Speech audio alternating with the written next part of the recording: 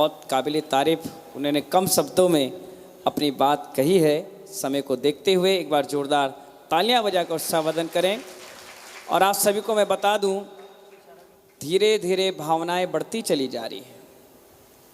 व्यक्ति ने कहा कि महाराज आपने जज साहब पहले इस फाउंडेशन का नाम रखा था जैनव फाउंडेशन। क्या नाम रखा था? कई लोगों से, मृदुल भैया से भी मैंने बात की थी, चर्चा हुई थी, बोले अच्छा है, बढ़िया है।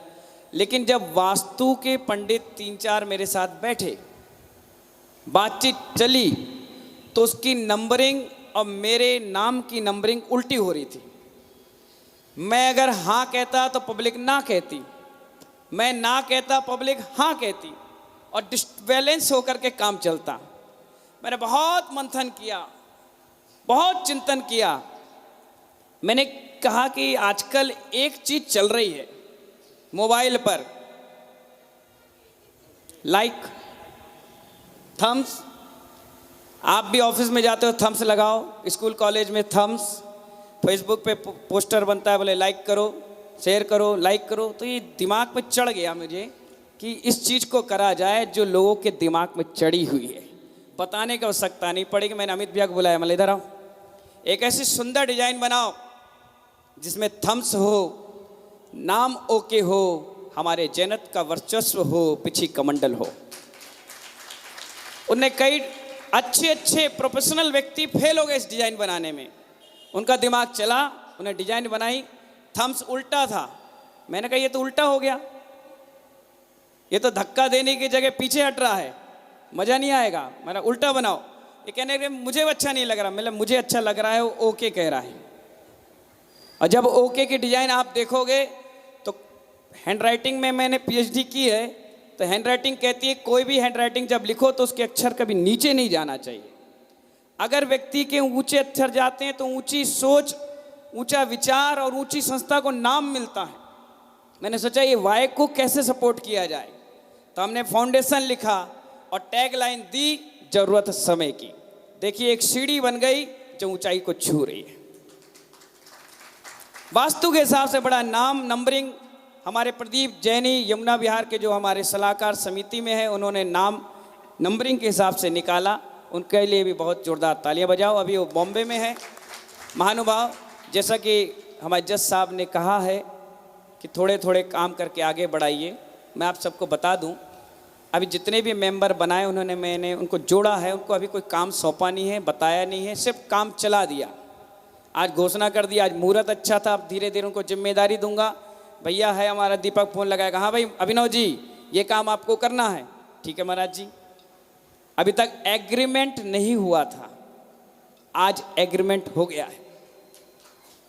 संदीप जी आज एग्रीमेंट हो गया है, अब कार्यभार सौंप दिया गया। अब मैं फ्री होकर के घूमूंगा, आशीर्वाद दूंगा। अब सब मेंबर मिलकर इसकी धर्म प्रभावना करेंगे, लोगों को जोड़ेंगे और जुड़ते चले जाएंगे।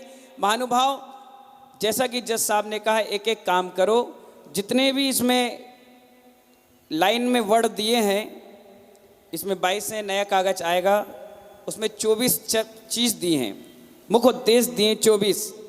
उस 24 उद्देश्य 24 तीर्थंकरों के रूप में है और हर उपदेश हर 1 महीने में पूरा होगा, ये मुझे आपको मालूम है। क्योंकि अगर हमने 1000 मेंबर बनाए तो 1000 मेंबर बने हैं तो कोई 1,00,000 2,00,000 50,000 रुपये नहीं चाहिए।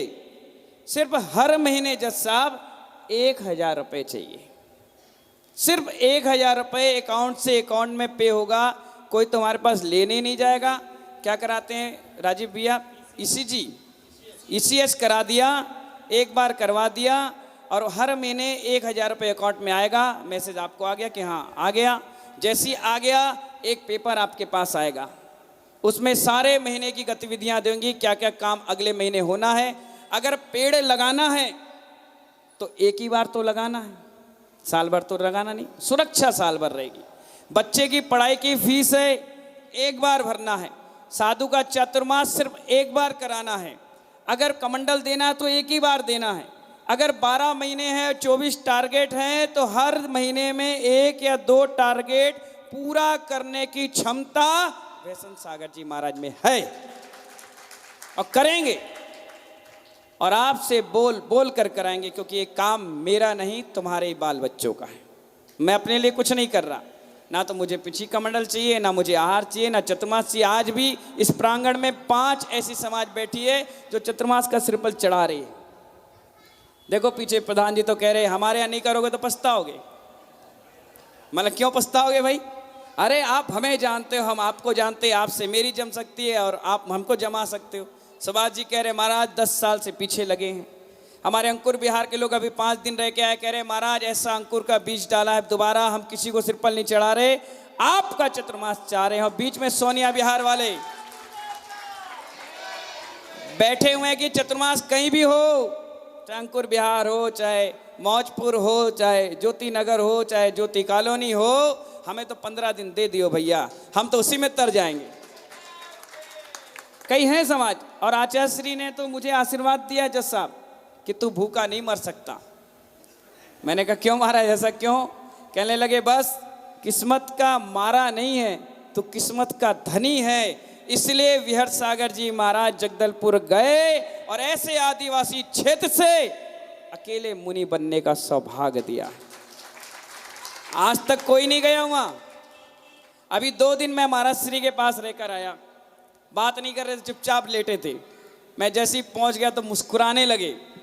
रात भर मेरा हाथ पकड़कर सोए, इतना प्रेम करते हैं मुझसे वो।